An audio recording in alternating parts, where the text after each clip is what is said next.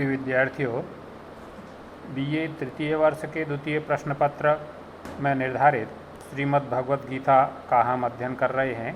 इस पाठ में आपका स्वागत है। अब ये अध्याय पूर्णता की ओर है। इसमें लगभग 22 श्लोक और बचे हुए हैं। आज के दिन का पाठ हम प्रारंभ करते हैं। बुद्धियुक्तो जहातीह उभे सुकृत दुष्कृते तस्माद् योगाय युज्यस्व योगः कर्मसु कौशलम्। श्री कृष्ण अर्जुन को उपदेश दे रहे हैं कि हे अर्जुन, तुम्हें लाभ हानि सुख दुख के द्वंद्वों से मुक्त होकर के कर्म करना चाहिए। वही कर्म का मूल स्वरूप है। इसी विषय को आगे बढ़ाते हुए कह रहे हैं, बुद्धि युक्तो जहातीह उभे सुकृत दुष्कृते। हे अर्जुन, तुम निष्काम कर्म योग की समत्व बुद्धि को धारण करके उभे सुकृत दुष्कृते जहाति और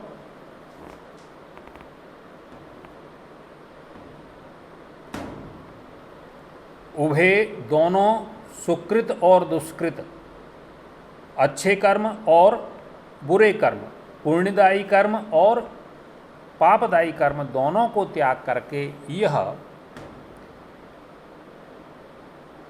बुद्धि युक्त बुद्धि से युक्त हो, समत्व बुद्धि से युक्त हो। तस्माद् योगाय युज्यस्व।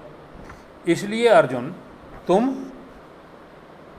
समत्व योग से युक्त हो और जो कर्म में कुशलता है वही योग कहलाती है। एक बार अर्थ देखिए। बुद्धि युक्त, हे अर्जुन, तुम उभे सुकृत दुष्कृते जहाति, दोनों सुकृत और दुष्कृतों को त्याग करके बुद्धि युक्त समत्व बुद्धि से युक्त होकर के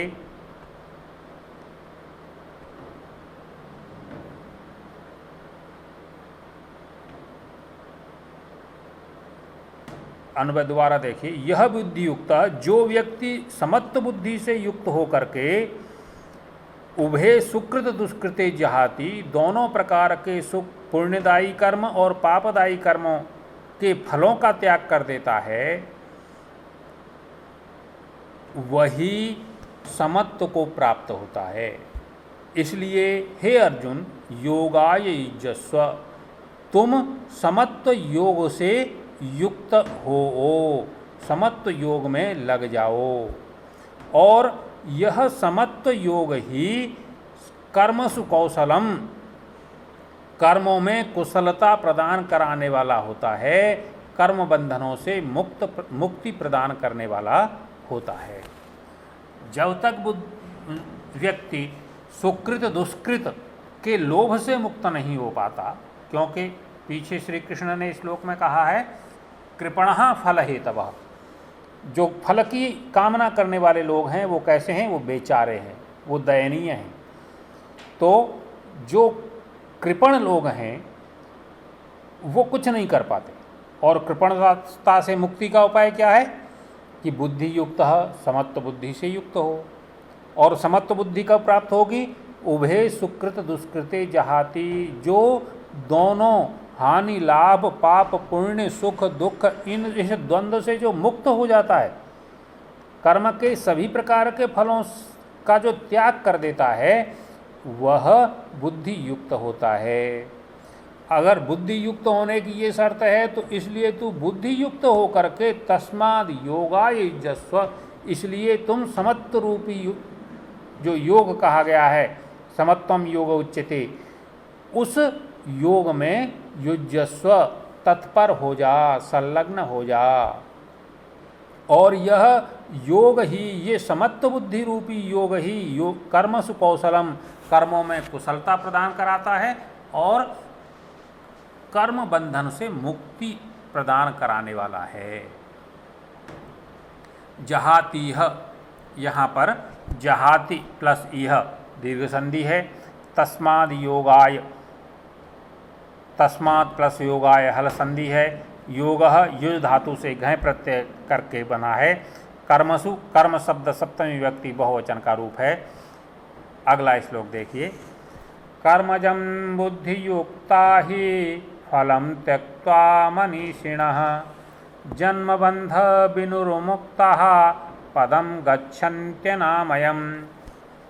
बुद्धियुक्ता मनीषिणः, जो बुद्धि से युक्त हैं, जो समत्व बुद्धि से युक्त विद्वान लोग हैं, मुनि लोग हैं, वे कर्मजम फलम त्यक्त्वा, कर्म से उत्पन्न होने वाले फल का त्याग करके जन्म बंध विनिर्मुक्तः, और इस जन्म मृत्यु के बंधन से मुक्त होकर के अनामयम पदम गच्छन्ति, परम पद मोक्ष को प्राप्त करते हैं। ही निश्चित रूप से बुद्धियुक्ता मनीषिणः, समत्व बुद्धि, फल की कामना से रहित समत्व बुद्धि को धारण करने वाले ज्ञानी लोग कर्मजम फलम त्यक्त्वा, कर्म से उत्पन्न होने वाले बंधन को त्याग करके जन्म और मृत्यु के बंधन से मुक्त होकर अनामयम, जो निर्विकार अनंत मोक्ष का पद है, परमानंद का पद है, उस पद को गच्छन्ति, प्राप्त हो जाते हैं। व्याकरणात्मक टिप्पणियाँ देखिए। त्यक्त्वा, त्यज धातु से क्त्वा प्रत्यय होकर के कत्वा, त्यक्त्वा शब्द बना है। कर्मजम, कर्मात् जायते इति कर्मजम पंचमी तत्पुरुष समास है। विनिर्मुक्तः, बि उपसर्ग पूर्वक, बि और नि उपसर्ग पूर्वक मुच धातु से त प्रत्यय और बाद में बहुवचन का प्रयोग है। विनिर्मुक्तः। गच्छन्ति अनामयम, गच्छन्ति प्लस अनामयम यण संधि है।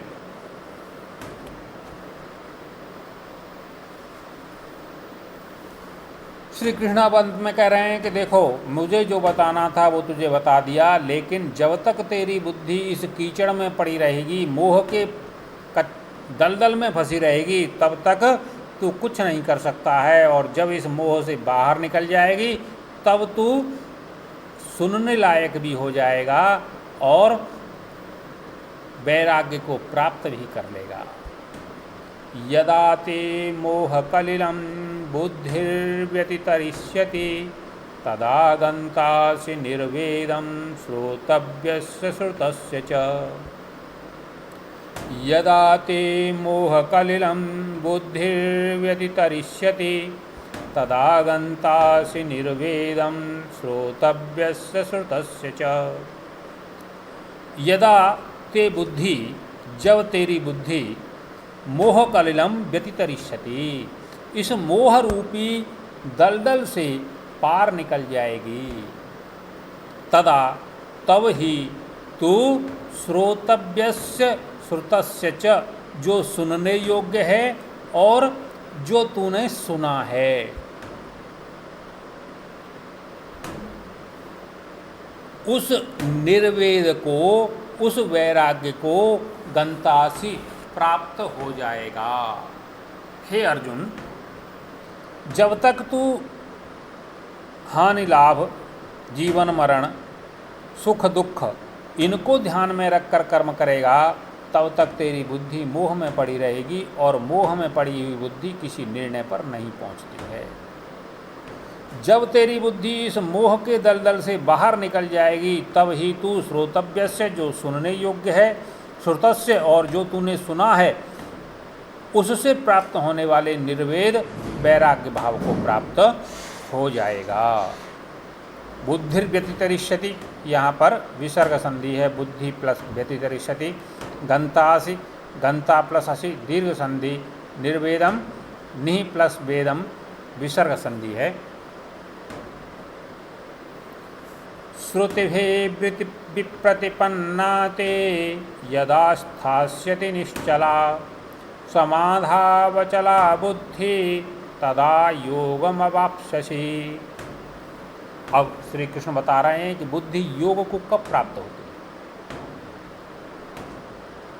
जब तक हम लोगों की सुनी हुई बातों पर विश्वास करते हैं तब तक हम किसी निर्णय पर, किसी निष्कर्ष पर, किसी लक्ष्य पर नहीं पहुंच पाते हैं।